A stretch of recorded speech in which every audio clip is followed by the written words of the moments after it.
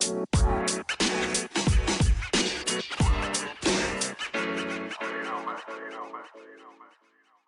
Nuts and Bolts of Writing, Season 2, a podcast where we talk about literature, the ins and outs of writing, and how to actually start writing.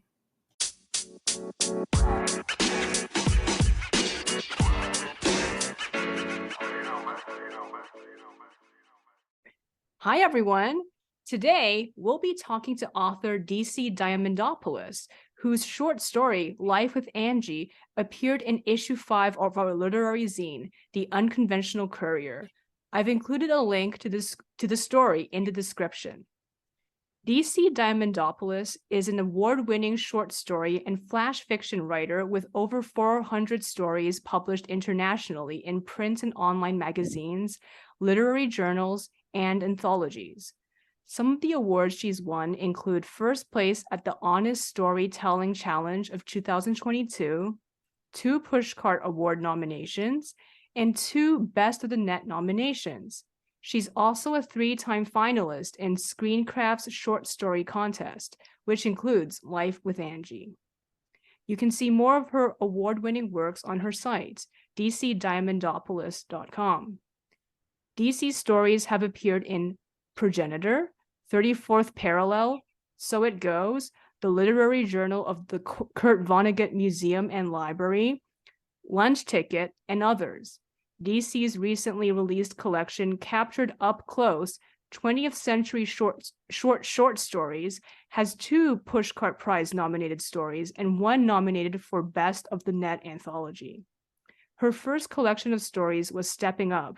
She lives on the California coast with her wife and animals. So, welcome to the show, DC. Well, thank you for having me. I'm glad to be here. In this episode, we'll be talking to DC about her latest book, which you can order on Amazon. Link is in the description. Captured Up Close, 20th Century Short Stories. We will also be talking about her approach to writing and what she's working on now. So, our first question. Can you tell us about Captured Up Close, 20th Century Short Stories? What kind of short stories have you included in this collection? What prompted you to write them?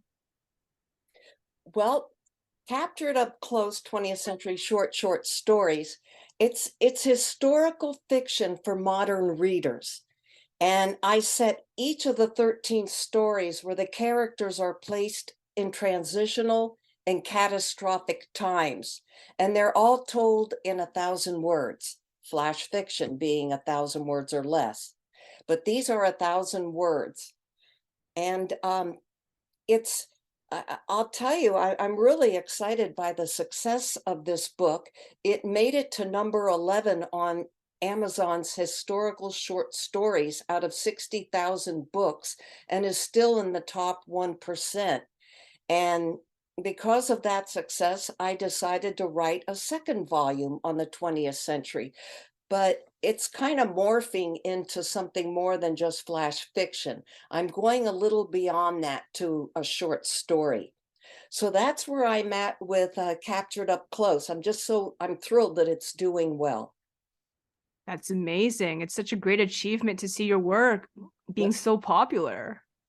It is. And I thought it might be popular among college and university students because it's been published in universities and colleges so many times that I thought, wow, this is appealing to a young audience. And I love that because it's another way of learning history. Mm-hmm. Yeah, a lot of young people, they find history very boring. So, I think a lot of these short stories are a great way to learn more about the human condition throughout the ages. Absolutely. And I write in different races, sexes, sexual orientation, age. I love it because I get to delve into other people and what they're experiencing. And I think as a writer, when we do that, it makes us very compassionate toward other people, which is a good thing, I believe. Definitely. I think a lot of writing is an exercise in empathy. And Hmm. it is a great way to learn more about yourself as well as others, and think about things that you may not think about in your real life, quote unquote real life. Yeah. That's right. Yeah, I just think it's for me, I love writing it because it's another way of escaping. And that's why we read. We like to go into another world. And I like creating a world for people, for readers, where they can go into it. And I also love doing research. I love deep diving into research. And this allows me that experience. Hmm. So how did you come up with the prompts for the short stories, the flash fiction? Were they from, yourself, or were they from, a writing challenge or a literary zine? No, it actually happened about 6 years ago.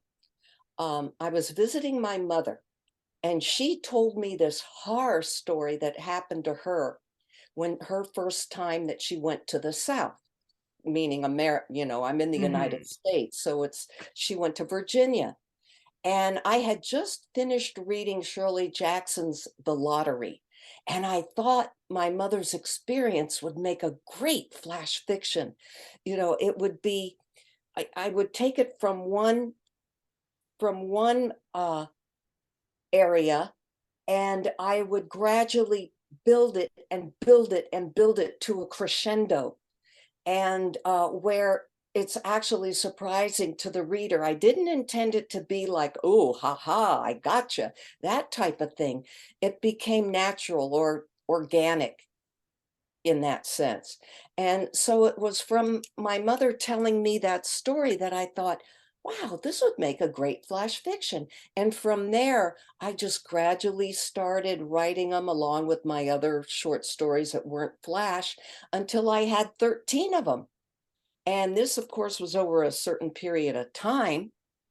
And by then I thought, well, this would make a great book, and a very and simple in the way that I'm telling the stories that people can understand, but at the same time affecting them personally and viscerally as they read it. And that to me is the most important thing for my writing, is that I can touch people. You want to And I create an think for all, experience. Sorry, yes, yeah, that's right. That's right. Create an experience. right. So So, that's how it began. mhm, that makes sense. Yeah, I think it's great when you have, these organic sources of inspiration, and it just kind of slowly falls into place. It really did. And that's how Life with Angie that you published, that came about because my older brother is schizophrenic, and I grew up with him. He was diagnosed when he was 16.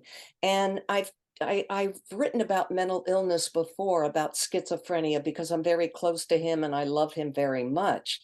And it just I wanted to tell it in a way that was different. So I came at it sideways. I thought a stand-up comedian talking about her mentally ill sister would kind of lessen the tragedy of it all and create maybe a couple chuckles in between. And that story went on to be a ScreenCrafts finalist, and it won other awards as well. And I was so glad when you published it, because I know that your background too, that you deal with mental issues, and your at least I believe that's what I read. Is that on your zine, that you like the psychology that's involved and what goes into that? Yes, definitely. That is one of the stories we really want to explore. And, I think it's a theme that we want to see more in zines in general. Mm-hmm. Yeah, I think so too. It helps people grow, to look at life differently, to experience other races, other ages, other, gay, straight, whatever, other people's experiences. Absolutely. And, I really like how you came at it with, a different angle, with the stand-up comedy angle, because, sometimes you do have to get a few chuckles in to kind of understand or just to kind of digest what's going on when you think about it so seriously. It's so traumatic. It can be depressing. It can be. So humor's a great opiate for that. It's just a little levity in there to lighten the whole dark experience of what my brother's going through. Or in this case, it's a young girl. And Mhm. fortunately, my brother doesn't live on the streets, but Angie does. And her sister is just in many ways helpless to do anything about it. It really touched me because recently I went to a few cities in Ontario, Canada, and a Mhm. lot of them have a lot of people who are homeless who do have mental health issues. And I guess there's more and more people like that now, especially with rents rising and the economy becoming worse. So a lot of people are their mental health problems are getting worse, and a lot of them can't afford to pay rent, so they've become homeless. That's true. But I do think Canada's a little more progressive than here in the United States. We would like to be more progressive with healthcare and situations like that. And maybe one day we'll get there. I sure hope so. But the homelessness in this country is a huge problem. And about a third of the homeless are mentally ill, which is even sadder. It is, and the worst thing is that they're treated like a burden, and nobody Yeah. ever thinks about that, they are someone's child, they're someone's sibling, all of these other things, like their lives, they are a whole person before they became homeless. But when a lot of people see them when they're homeless, they only think about how they're a burden or an eyesore. Either that or they're totally invisible to it. They just don't Mhm. even see them. Exactly. They look beyond it or don't, they just get it out of their mind. They don't want to deal with it. You're right. Yeah. Yeah, it's terrible. But but I'm glad that the story was so well received. And that's good to let people know about things that are going on that they might not be that aware of. Absolutely. There's so many things in the human experience that are often brushed aside, especially in the media. And I think, with my zine and so many other zines, we want to kind of shine a light on things that the mainstream media doesn't touch. That's right. And that's important.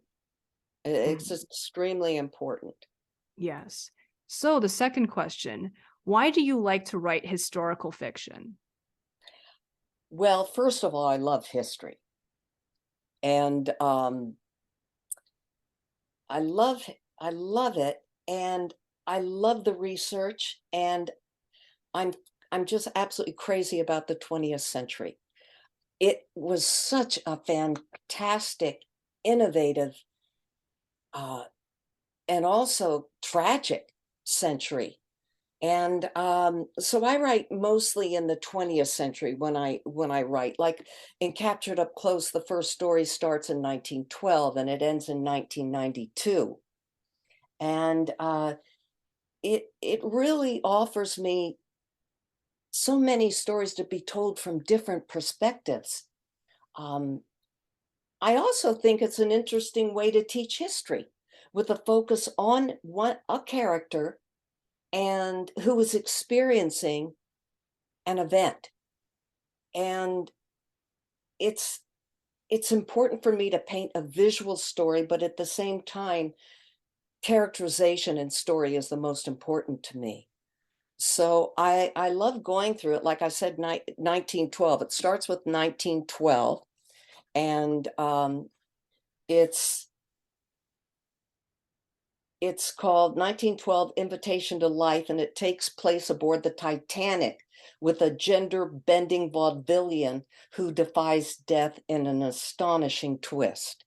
And who knows? There were transsexuals, transvestites back then. Hmm. So really, history is happening now, and a lot of times it's just repeated. And unfortunately, like with war, it's repeated over and over again, and it's like man never gets it. They just keep on warring. And the other thing, I end the book with 1992, and that's the LA riots. And in that piece, it's women of different races let go of their rift that's grown between them while trapped inside a dry cleaning store during the LA riots. And that one was nominated for the Pushcart Prize. And I had a very close relationship with a woman of Korean descent when we lived in Los Angeles. And I always wanted to write a story about her. She was just a beautiful person. And she kind of inspired me in that. And I also had a close relationship with a Black woman that I wanted to write about. So I brought the two together. Oh, I And see. and that's how that evolved. So I just love the 20th century and I like writing from it. But you know, I'm open to writing all kinds of things, really. But right now, that's what I'm focused on because I'd like to do a second volume of Captured Up Close. Is it also going to be in the similar time frame of, 1910s to 1999-ish? Yeah, it will be within 1900 to 1999. Okay, I And see. there's so much to write about. The one I'm writing right now is 1969, the Stonewall Inn. And that was a watershed moment for the LGBT community. And that one is so emotional, especially for me because I'm gay. And it's just I I read a lot. I watch a lot of videos on it, a lot of videos on everything I'm researching. And YouTube is great because I can go there, but I can also buy the DVDs and play them on my DVD player and get the books and read about it. But yes, it too will be that. The only difference will be that I'm not going to stick to flash fiction. If it needs to go longer, I will. I never want to cut out the heart of a story because I have to meet a word count. I agree. Yeah, sometimes, when you join a contest that specifically has a word count, it can be so limiting. Hmm. That's right. And so when I wrote the first volume, the book that's out now, it all fit perfectly into 1,000 words. And sometimes they do. But like this one, the 1969, the Stonewall Inn, there was no way I could make that a flash fiction. I mean, it was like the French Revolution. I mean, Hmm. the uprising. So I couldn't do that. And like I said, I'm not going to sacrifice the word count for the story. Hmm. What is your approach to historical fiction? Well, first it's researching. Um, and I guess it's my approach is pretty much the way I write everything. I get up every morning. Of course, I have my coffee and I take it into my computer, I open my laptop and I start to write. I do that every morning religiously. And in the morning, I sit there and write for a couple of hours. Then I eat breakfast. I go out and I walk. I live here on the Central Coast, so I walk at the ocean. I come back, I have lunch, and then in the afternoon, my approach is a little different because I'm antsy when I write sometimes in the afternoon. I get up and walk around. And I've seriously been thinking about having a podium where I can write standing up. And if I'm stuck, I'll walk around the house. I'll do something and I'll come back and I can sit down afresh. And I just keep going. I keep writing. So I write about 4 hours a day. And as I said, the approach to flash fiction is the same with everything I write. I always do research. Even Life with Angie, I did research. I went down to LA. I go to places that I'm writing about very often and pick up the ambiance, the the local color, as you say, and start from there. Hmm. That's a really great breakdown of how you approach it. I agree with the whole standing up thing because I sit down a lot to write for work. And I think standing up would actually really help with, just clearing certain thoughts and clarifying certain thoughts. Oh yeah, because it does. I also meditate. I'm big on meditating. And I'll meditate two ways. I'll meditate and clear my mind and just focus on my breathing, which is a great way for me to relax. And then I'll visualize. do a visualization of what I'm actually writing about. And that's really powerful because I want to get into it. And visualizing is very good. And so I have two approaches to meditating, but I'm a firm believer in meditation. Hmm. It can really get you into that relaxed mode, and also, like you said, build up an image in your head that you can later put into words, which is Hmm. so effective Yeah, it is. because it's not just words, it's, words embodying a concept or, these characters you want to put on paper. Right. And the event, the settings, the places where they're at, the details, it all adds to the whole story. It does. It's all like a patchwork. You can't just focus on one thing. Like some people are tempted to only focus on the setting or only on the characters.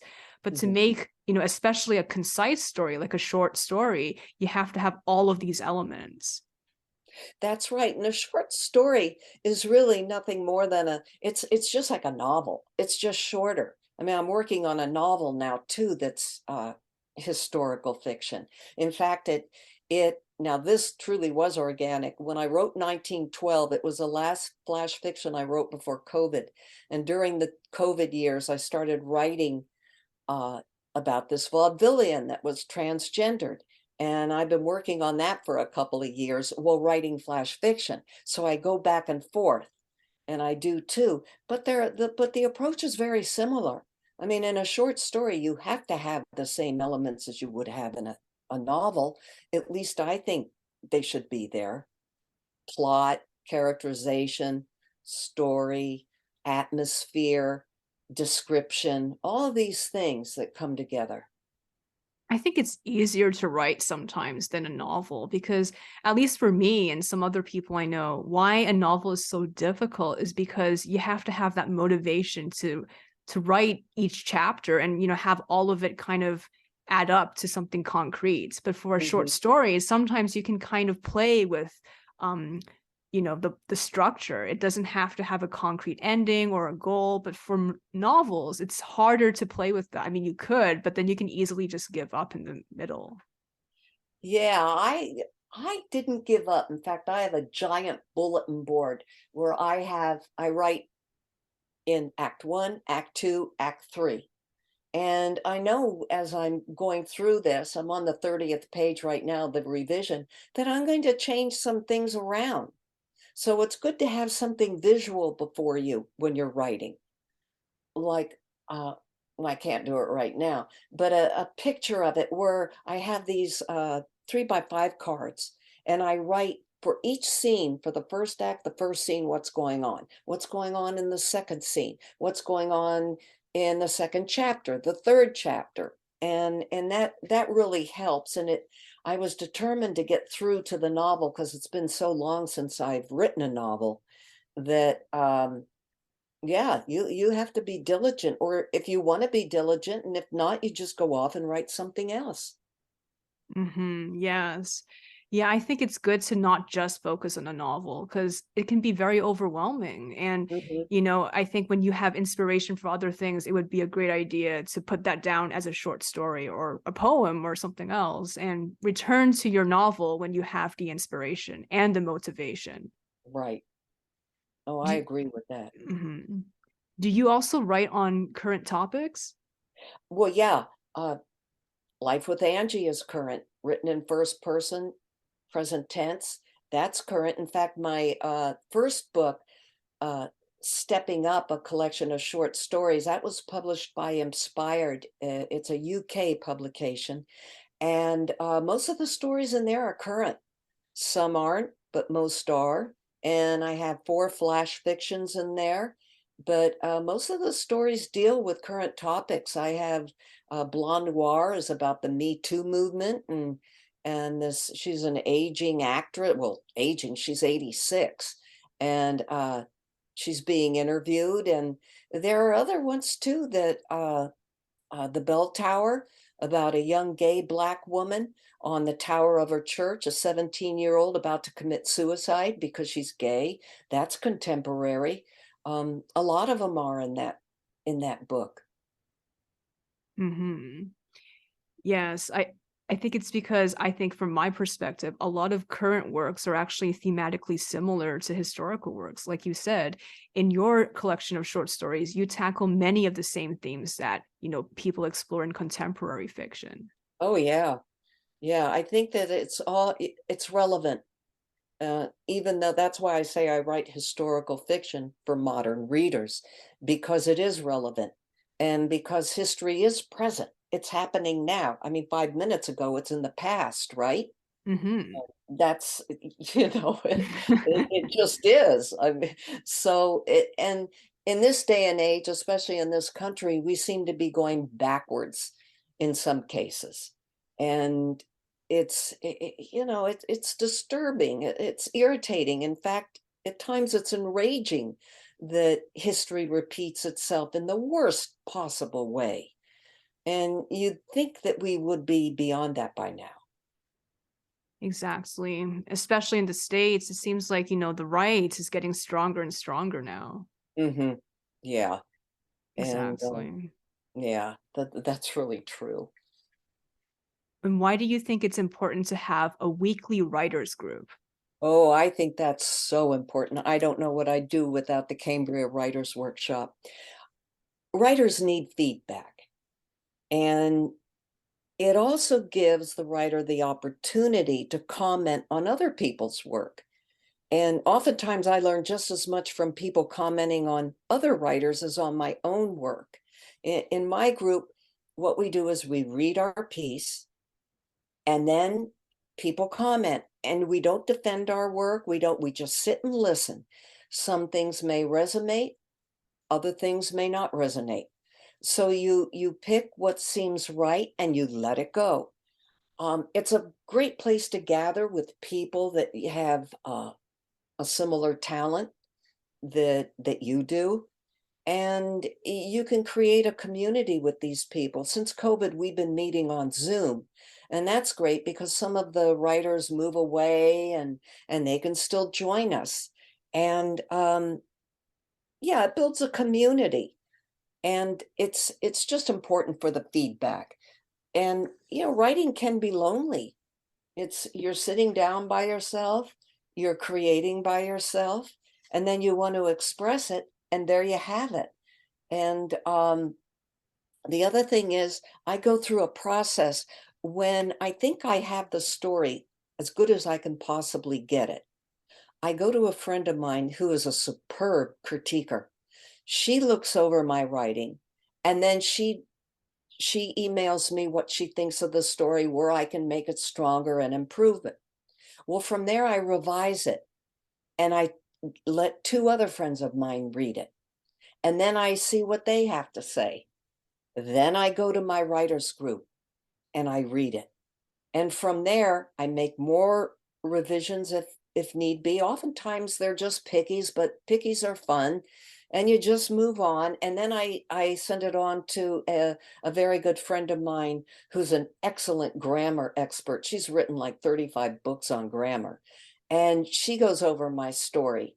And then I take it back, I revise it so that my grammar is good.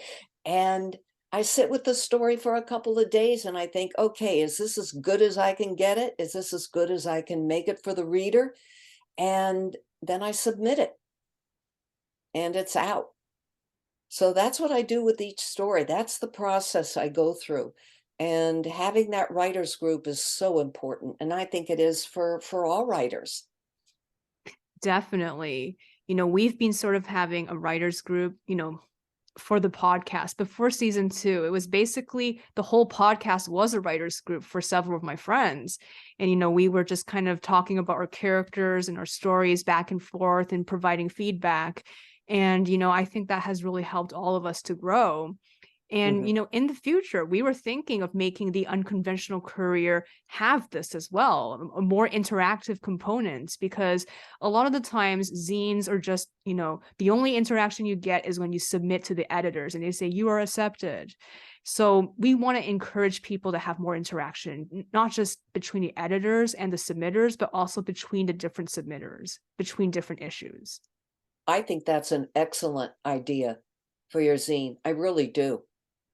I think that interaction between writers, authors, and their work and doing that. I just think that's great. Thank you. Yes, I was thinking of like, making groups by thematic. So for example, maybe this group is the poetry group, so they can talk about their craft. And then another group is like the short story group, and they talk about that. And then maybe by other types of genres too, like the historical group. My friend Hellevorn, who is the co-host of this podcast, also known as R.N. Ravelay, she is a historical fiction writer. And Oh, she really wants to talk to people about it, maybe yourself. And because she feels like there's not enough people in the zine world who want to critique or read um historical fiction. Unfortunately, she submitted her work to many different zines, but they said, oh, it's not a good fit, and she wonders if it's because she writes about the medieval ages. well, the thing, if she's passionate about that, and that's what she loves to do, to me, I can't write about something that I don't feel for. And my advice would be to stay with it. Um, it's sh you just gotta keep submitting, and so I can't tell you how many times I've submitted my stories. Yeah, I have about 400 publications, but I can't tell you how many rejections I've had. And oh, so many. But now it kinda rolls off me because I've had so many. And because I come from a theatrical background, I was an actress for years. The rejection is pretty old for me. I don't care anymore. I'm gonna find somebody who loves it. That's my attitude. And unless they have something that they can critique and it can help my story, that's another thing. But most of the time, you just get these copy and pastes. Sorry, we're not. It's not a fit. We're not interested. Something like that. Very But that's true. actually where I started writing, was through my acting. I was doing improvisation. I was in an improvisational group, and I started creating characters, and I realized how much I loved it. And that's what prompted me to go into fiction writing. Yeah, one of our previous interviewees, who is also from the Unconventional Courier, Tom Mizuraka, he's a playwright. And, he talked about the magic of seeing his own characters on the stage. And seeing his characters acted out made him have a better idea of what he wanted to do with his own stories. I heard that podcast. I loved it. It was very informative. And that's right. Actually seeing your characters on stage. Wow, what a rush that would be. I know, right? When me and my friend, my other co-host, Tete DePunk, were listening to his podcast and she interviewed him, she was saying, wow, wouldn't it be amazing to see her own characters on the stage? The thing is, for me, because I've taken screenwriting, I took one screenwriting class at UCLA. It was a writer's workshop, and it was a 4-day screenwriting. And I came home and I was really excited about it. And I worked on it for about 3 months, but boy, did I miss writing fiction, because in fiction you can get into their heads, into their hearts.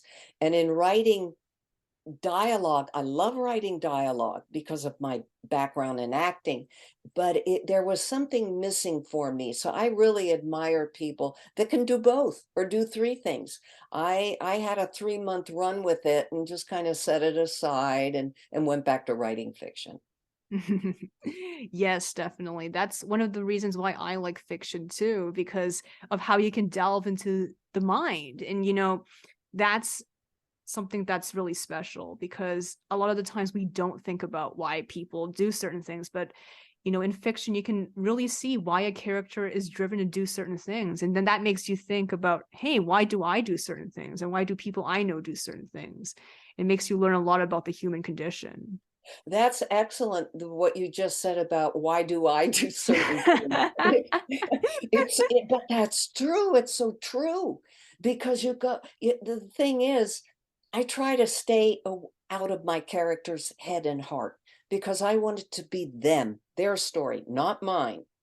But and sometimes I drag myself in. I go, "Oh no. Oh no, let's just take it from like Angie's point of view or Ronnie's point of view or whoever character I'm writing about, but you do learn something about yourself because no matter what, you're always bringing yourself. You're always bringing your frame of reference to whatever you're writing about. You can't help it. No, they're all facets of yourself, even if they're very different. Hmm. No, that's really true. But I love your idea of having incorporating a workshop into your zine. I think that's great. Yes, we're going to think more about it and make an announcement once we decide on it. Oh, that'll Well, be good. yes, thank you so much for coming on, DC. This was an amazing interview. We learned so much. And, guys, please check out her works by clicking the links in the description. And once again, thank you so much for coming on. Oh, thank you for having me. I've really enjoyed it. Yep, see you next time. All righty. See Bye-bye. you. Bye.